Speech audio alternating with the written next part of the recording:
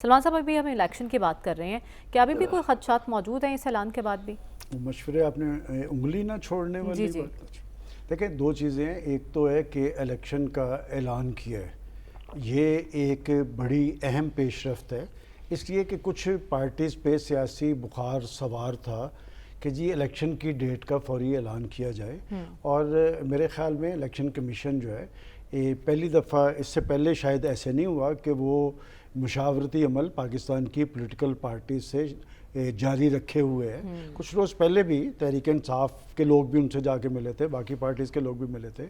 अब भी उन्होंने 4 अक्टूबर को दोबारा इजलास रखा हुआ, और वो ये कहते नज़र आ रहे हैं कि हम लेवल प्लेइंग फील्ड भी देंगे, और इलेक्शन कमीशन के जो करने के काम हैं वो तो वो कर रहा है। लेवल प्लेइंग फील्ड तो बड़ा चैलेंज होगा इलेक्शन, असल चैलेंज ही ये है, लेकिन बात है कि उसके जो काम करने के हैं वो तो वो कर रहा है। लेवल प्लेइंग फील्ड किसने देने हैं किसने नहीं देने, कतई नज़र इस बात के क्या वो पार्टीज़ जो इलेक्शन मांग रही हैं वो पाकिस्तान के अंदर इलेक्शन एक्टिविटीज़ क्यों शुरू नहीं कर रही, और क्या पाकिस्तान के अवाम के अंदर भी इस हवाले से तहरीक मौजूद है कि जी पाकिस्तान की पॉलिटिकल पार्टीज़ आएंगी, वो अपना एक मंशूर पेश करेंगी, प्रोग्राम पेश करेंगी, और फिर हमारे पास चॉइस होगी कि हम किस पॉलिटिकल पार्टीज़ के पलड़े में अपना वज़न डालें। एक बात तो ये। दूसरी, वो जो बात की गई बड़ी इंपॉर्टेंट है कि मैनेज कैसे किया जाता है। अब वो मैनेज 2018 वाला नहीं होगा, जो 2018 में जिस तरह मैनेज हुआ था ना, अब वो मैनेज नहीं होगा। हो सकता है, मैं ये नहीं कहता कि मैनेज का कोई नया तरीका हो, चूँकि पाकिस्तान के अंदर कोई इंतखाबात भी ऐसे नहीं हुए जिनके बारे में हम 100% यकीन से कह दें। 1970 के इलेक्शन हुए थे और उसके नतीजे में भी हमने बड़ी पार्टी को इक़्तिदार नहीं था दिया, मुल्क टूट गया था। अब भी जो सूरत बनने जा रही है, देखें, बात यह कि महमूद रशीद हों या चौधरी परवेज़ लाई, वो पॉलिटिकल लोग हैं। और आज मेरी एक और रसीद रहनुमा से भी इस हवाले से बात हुई, और मैं आपको पूरे यकीन से कहता हूँ, उन्होंने कहा कि बाजे के हमारी लीडरशिप को समझ नहीं आ रही थी। इसमें कोई दो राय नहीं कि जब 9 मई के वाक़े से पहले वो अरूज पे थे, उनकी मकबूलियत भी अरूज पे थी, और बात यह कि जो सियासी मसाइल होते हैं उनका हल सियासी अमल के ज़रिए होता है, और पाकिस्तान की अदालत उज़्मा के कहने पे एक मुज़ाकराती अमल चल रहा था।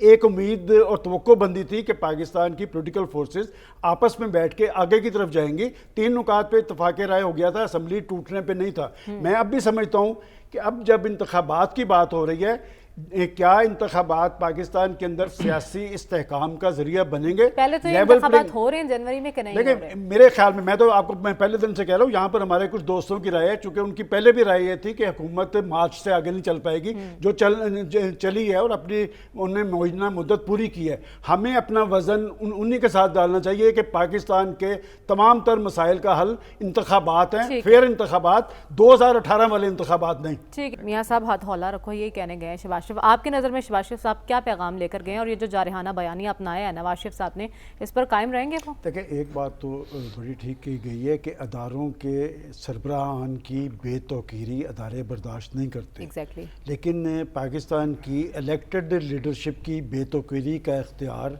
उनको भी है, और हमारे पास भी ये इख्तियार है कि हम उनकी बेतौकीरी करें। वो जो कहा था ना कि उंगली नहीं छोड़ना, एक भाई ने तो ये मशवरा मान लिया, 16 माह उसने हुकूमत की, तो वो भी काबिल एतराज़ है सारी उनकी हुकूमत। और वो जो बाहर बैठा है ना, वो ये मशवरा नहीं मानेगा। देखिए, मैं इसलिए, वो पॉलिटिशियन है, आए वो उसी वसातत से जहाँ से सारे पॉलिटिशियंस आते हैं। और बात यह कि एक फ़र्क होना चाहिए, ये जो यूज़ मी के बोर्ड लगा के इक़्तिदार में आते हैं, इमरान खान हो या शहबाज शरीफ हो, फिर हालत ज़ार यही होती है जो पाकिस्तान की आज है कि मईशत डामाडोल है। बिजली के बिलों की बात की गई, तो हमें ये बात कहनी चाहिए, कोई कंपैरिजन भी करना चाहिए, बजाय हम लोगों के साथ फरीक बन के उनको टारगेट करें कि अगर वो 2017 की बात कर रहा है तो 2017 की हुकूमत डिलीवर तो कर रही थी ना, कि उस वक्त बिजली के बिलों की ये पोजीशन तो नहीं थी। बिजली के कारखाने लगे हुए थे, डॉलर 105 पे खड़ा था, आटा 35 रुपये किलो था, चीनी 50 रुपये किलो थी, और उम्मीद और आस थी।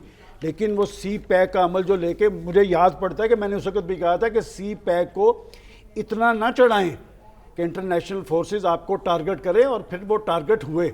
आज अगर वो ये बात कर रहे हैं तो ये कौन सी हकायक के मुनाफी है? बात यह कि आप हर काम पे तो अदलिया से रजू करते हैं पाकिस्तान की अदालतों से, कि जिन जिन जिन लोगों ने पाकिस्तान के मफादात को नुकसान पहुंचाया, जिनकी वजह से पाकिस्तान की मईशत डामाडोल हुई है, जिसकी वजह से पाकिस्तान के 24 करोड़ अवाम मसाइल की आग में जल रहे हैं, उनको ना पकड़ा जाए, सियासतदान को उठा के जेल के पीछे में डाल दिया जाए, सियासतदान को उठा के फांसी पे चढ़ा दिया जाए।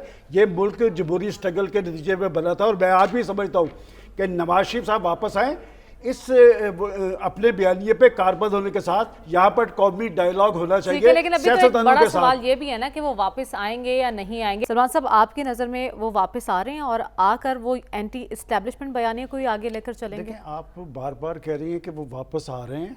वो उस वक्त वापस आए थे 2018 में, जब उन्हें सज़ा सुना दी गई थी। वो अपनी बेटी को साथ लेकर जेल जाने के लिए आए थे। और यहाँ जो कहा गया है कि जी 4-4 दिन की जेलें हैं, भाई सियासतदान काटते हैं। ये अडयाला जेल हो, कोट लखपत जेल हो, कराची हो, और ये अटक जेल हो, ये नवाज शरीफ ने काटी हुई है। और बात ये कहना है कि जी वो बीमार हो गए थे, अभी तो 1 महीने की जेल, और मैं नहीं चाहता कि कोई आदमी जेल में रहे। अब बात यह है कि जी वो आएंगे पाकिस्तान के अंदर, और नवाज शरीफ साहब इस वक्त मुस्लिम लीग नून के पास आखिरी ऑप्शन नवाज शरीफ ही है। अच्छा। और मैं हमेशा से ये बात कहता हूँ कि इस मुल्क के अंदर 3 दफ़ा उसकी वजारतें उस्मा उठा के देख ले, ये कैफियत नहीं थी।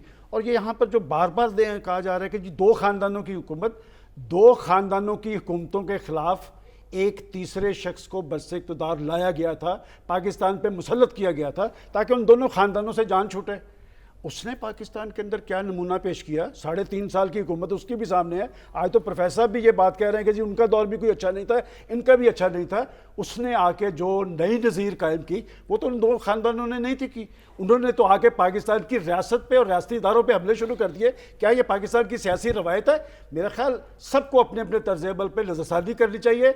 और जब आप बार बार ये कहती है ना पाकिस्तान आगे की तरफ कैसे जाएगा, वो नुस्खा मौजूद है। कैसे? पाकिस्तान आगे की तरफ तब जाएगा जब पाकिस्तान की पॉलिटिकल लीडरशिप खुद सर जोड़ के बैठेगी। जब तक ये अदलिया के सहारे और अदारों के सहारे हुकूमतों में आते रहेंगे ना, तब तक यही कैफियत तारी रहेगी। मैं आज भी समझता हूँ कि नवाज शरीफ साहब पाकिस्तान आ रहे हैं, और नवाज शरीफ साहब को ये एजाज़ हासिल है कि दहशतगर्दी की जंग हो, APS का इशू हो या CPAC का इशू हो, पाकिस्तान की तमाम पॉलिटिकल लीडरशिप को उस शख्स ने एक छत के नीचे बैठाया था। और अब भी मैं समझता हूँ कि नवाज शरीफ साहब वापस आके कोई कौमी डायलॉग की राह अपनाएं। पाकिस्तान ने अगर आगे की तरफ जाना है तो फिर पाकिस्तान की मईशत की बहाली का ख्वाब ये इस तरह के वक्ती तौर पे इक़दाम की सूरत में नहीं होगा, जब तक कि पाकिस्तान की मईशत के हवाले से पाकिस्तान की पॉलिटिकल लीडरशिप संजीदा नहीं होगी और ये जो इंतकाम की सियासत का खात्मा नहीं होगा, पाकिस्तान आगे की तरफ नहीं बढ़ सके।